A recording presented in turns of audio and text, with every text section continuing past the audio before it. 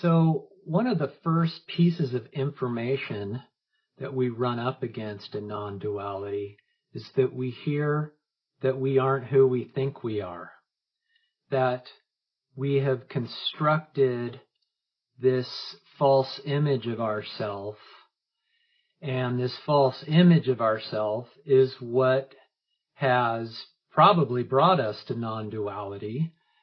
This false image is what creates a lot, if not most, of the irritation that we experience in life. And we come up against this information that says that we aren't who we are. And at first, it's going to set you back on your heels. I know it did for me at first. It was shocking, to say the least, that this could possibly be the truth. Because then you ask yourself, well, then what am I if I'm not who I am? If I'm not me, who I've mistaken myself to be? And this is where the hurdle starts. The barrier to overcome, because what we have mistaken ourselves to be, we believe that is where all of our traits are held, that all of our talents are stored, say, to put it in those types of terms. So let's go back to our example here, using our hand figures, that we are born this pure, perfect being, right? And over time, we build this construct called ego, and we don't even know we're building it. It just gets built as we move through apparent time, and we're told by our teachers and our parents and clergy and so on, to our coaches, to become something, and so we follow their lead. But in that, we identify ourselves as these attributes that we believe ourselves to be, because being a baseball player, or, becoming an architect, or being a librarian or a craftsman, that's not wrong. Those are all amazing ways to spend a life. But what happens is that we identify ourselves as those traits. And so what we do is we identify as this ego. But what we don't realize is that all of these traits, these qualities of ourselves, are actually held here. And so when we run into this information that we aren't who we think we are, and that we're told to learn how to slough this off through self-inquiry, we think, well, we're going to slough off everything we know, all of our traits, all of our qualities, our talents. We think that this is going to go along with it. And so we become afraid, like, well, then how am I going to go to work? How am I going to make money? How am I going to raise my family? Am I still going to enjoy being with my friends and my family? And it's all understandable, because we have confused ourselves so severely that we literally think that this ego, this false image, this ghost-like structure is holding all of the qualities that are coming through us, that are coming through self and manifesting into life. So this is where you have to trust the message, trust those that have come through this, trust the sages that say, no, when you slough this ego off, everything here still remains as it is. It just is as it is now. It doesn't have a purpose or a reason. It's just coming through you could say organically, naturally. And it's not until you start to turn within and experience what is being spoken here, like finding evidence in it.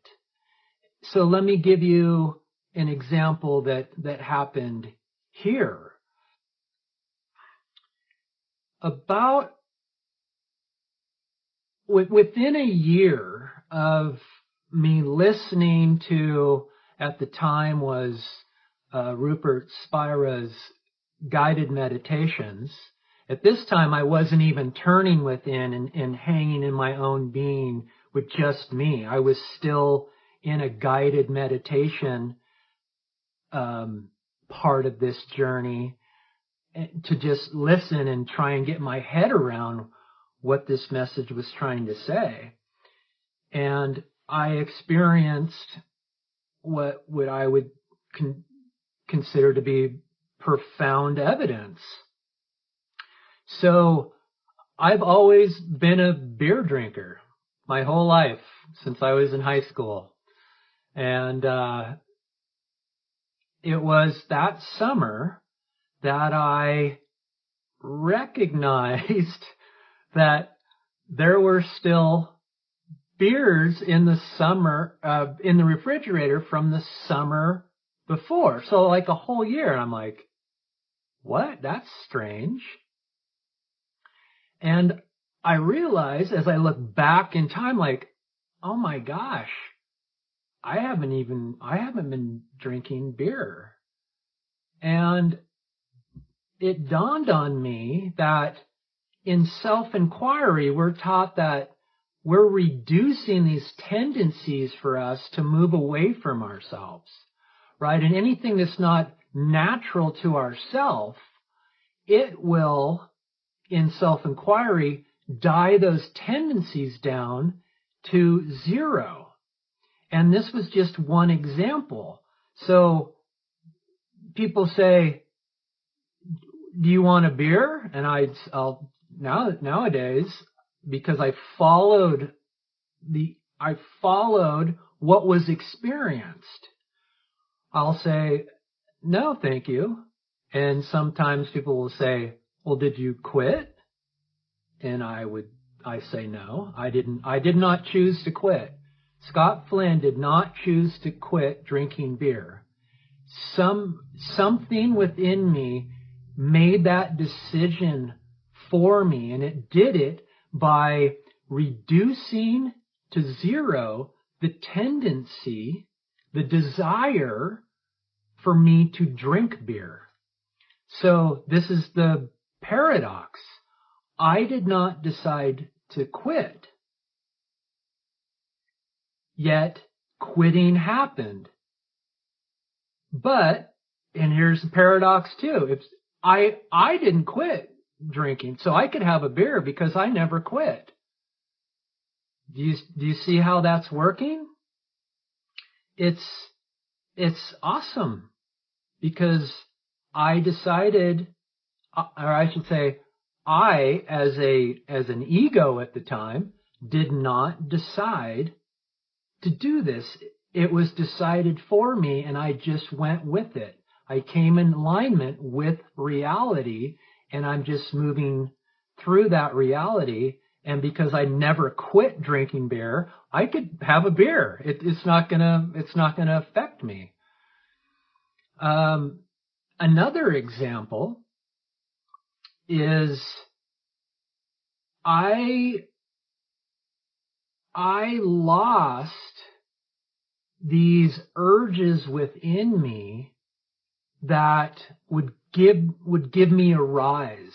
So in certain circumstances, with, say, people or just the community would do something, maybe something would happen in the news, and I would get an internal rise. And I started noticing that these situations didn't give me those rises anymore. Maybe it only went up 50% of the time, or it only affected me 50%. And then the next time it only affected me 25% until it all went to zero. And this is the evidence you're looking for. Because if you're just getting started with this and you're looking to see if this is true, these are the pieces of evidence, you could call them, that it's working. Because what's happened overall, it's just reduced all of the irritation and frustration that can happen in life, and it's made life just simply easier. And the easiest way to say that is you become at peace. In fact, it's even closer than that. You are peace. And as I work with people, this is some of the things that they're experiencing too. And so these are just some of the pieces of evidence that you can look for as you slough this off, right? Because what does get sloughed off? What does change? It's all the stuff you want to slough off.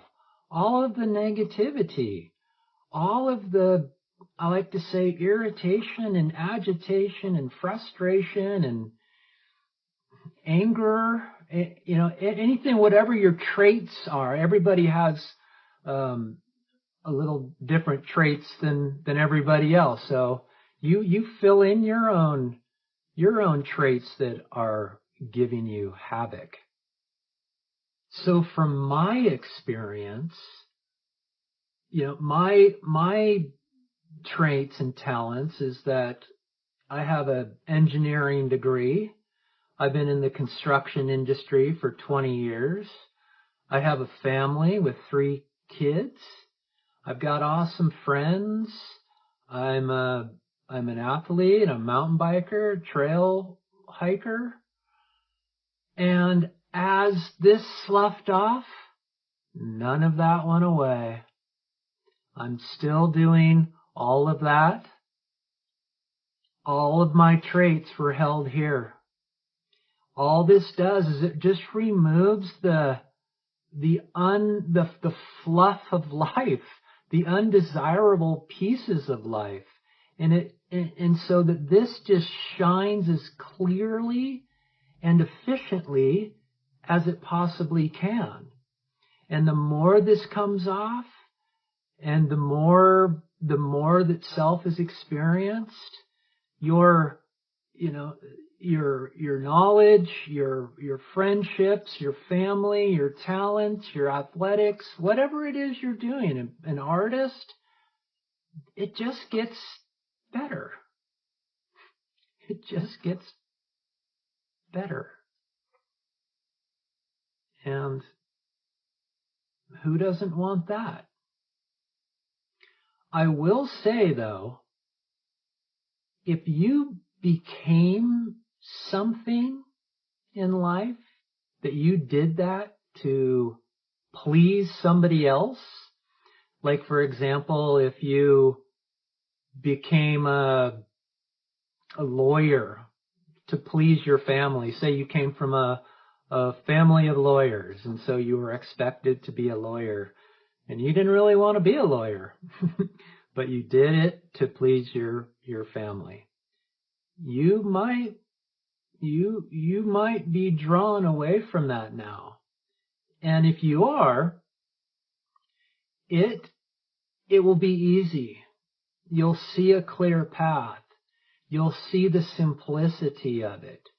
And more than likely, you'll probably still use those same talents as a lawyer to do what it is you wanted to do in the first place.